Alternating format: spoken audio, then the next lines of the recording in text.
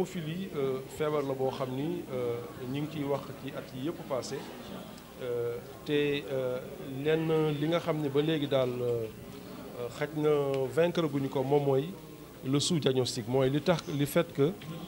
nombre de cas yi nga xam ni ñi ngi koy xaar fii ci réew mi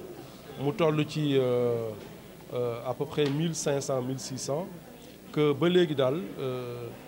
boo ñu xoolee par exemple ci fin 2018 ñaari téeméer ak fanweer ak juróom-ñeenti cas rek la ñu identifié muy 239 cas loolu nag li koy waral mooy que feebar la bu raar feebar la boo xam ni population yi xamuñu ko bu baax mais aussi même corps médical bi des na luñ ci war a xam des na de telle sorte que xalaat nañ ni certainement am na ay cas yoo xam ni dañuy décédé avant même que ñu leen di diagnostiquer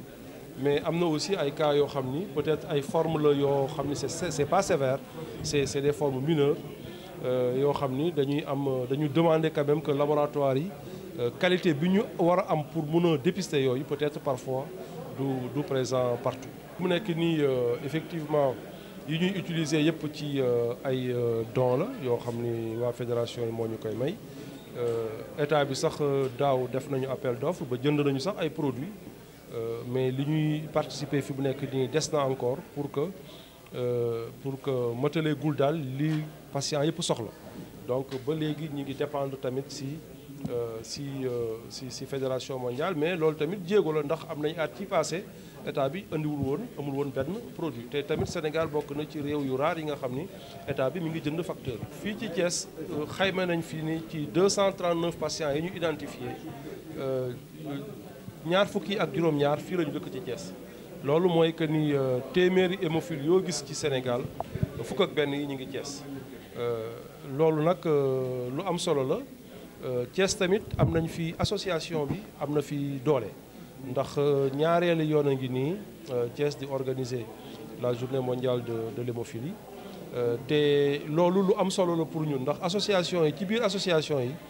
ñoom lieu de rencontre la lieu d'éducation la parce que ñoom dañuy échangeante ci seen biir patients yi yenn saa malades yi ak parents yi ñooy gën xam hémophile sax que docteurs yi loolu moo tax ñun ñu jox solo lu baax association de patients yi ay groupe de support lañu bokk na comme ni ngay faje moom la association yi aussi la ñu joxe doole pour que ñoom aussi ñu intervenir ci kii bi seetlu nañ ni malades yi nga xam ni dañuy dem di participer ci activité association yi ñoom la ñuy gën a xam seen feebar ñooy gën a xam lépp lu ñuy war a def comme traitement te pour ñun daal dañ koy utiliser moo tax duñu ko néewal et loolu aussi lu am solo la donc Thiès fi mu nekk nii am nañ ay médecins yoo xam ne formé nañ leen produits yi également ñi ngi koy stocké au niveau de la banque de sang donc chaque fois bu malade amee benn nàcc-nàcc wala chaque fois boo xam ne ñi nga xam dañu nekk sous prophylaxie xam nañu fi ñuy jaar am nañ numéro téléphone docteur yi ñoom ci seen bopp am nañu ay carte yoo xam ni numéro téléphone docteur yi ñu war a jot yëpp ñi ngi fa donc pour le moment en tout cas ça se passe très bien pour accessibilité produit seetlu nañu effectivement muy fii muy beneen réew aussi hémophilie yi feebar la boo xam ni mun na indi ay nàcc-nàcc yoo xam ne mun na rey ci études yi ñu defoon bële ci at yi passé seetlu nañu at bu nekk ci téeméer yu nekk ñaar wala ñett dañ ciy faatu te li doon indi faatu boobu surtout mooy ay xale yoo xam ni par exemple dañ leen doon xarafal te xamuñu ni dañoo am feebar donc bu fekkee loolu dañ koy def ci réew yu gox-goxaat yi mun na am que ñoom bu fekkee gis nañu nàcc yooyu ñu ciy jéem ay pexe yoo xam ni du pexe wu du loolu moo koy faj donc dañu koy indil ci centre de santé yi ci moment boo xam ne daal li ñuy ñàkk deret bëri na trop loolu mooy indi surtout faat yi mais seetlu nañu en tout cas ci at yi wàññeeku na bu baax mais fekk nekk na tamit feebar aussi boo xam ni effectivement mun na indi ay gàllankoor si loolu. jafe-jafe yi en fait mooy nàcc bi xam nga nit moom tey boo koy méngaleeg oto bu amul essence du daw donc nit buy nàcc bu nàccee amul luy arrêté saignement bu deret bi jeexee musiba naaru laay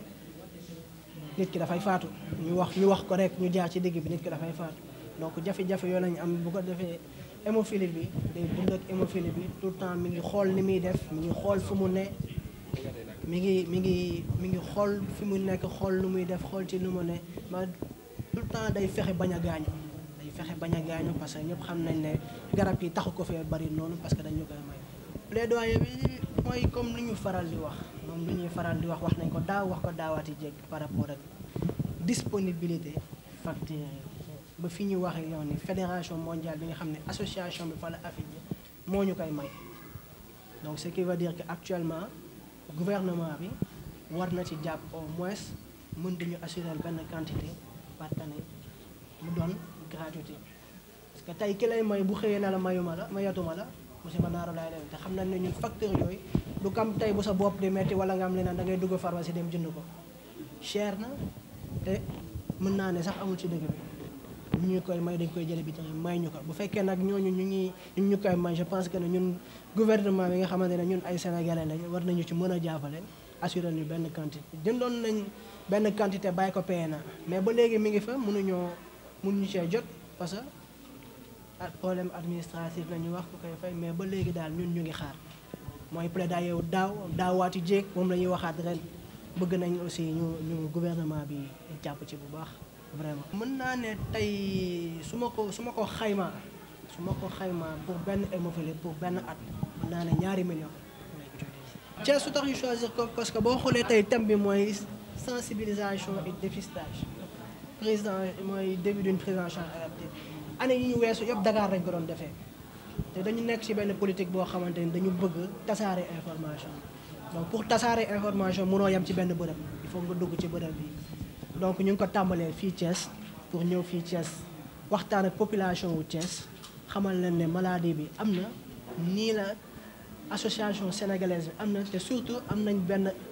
antenne boo xam ne mi ngi au niveau de Thiès boo xamante ne mi ngi ñuy jàppale ci liggéey bi li tax ñu choisir Thiès mooy ñu bëgg information bi gën a law di dem ci ñëpp parce que boo xoolee ñu ngi am 239 cas soo xamante ne 1600 la ñu war a am xam nga néew na donc ce qui veut dire que information bi dese naa jàll moo tax ñu choisir Thiès te xam naa at yii di ñëw tamit dinañ choisir yeneen région pour mën a jàpp cible bu gën a large ci information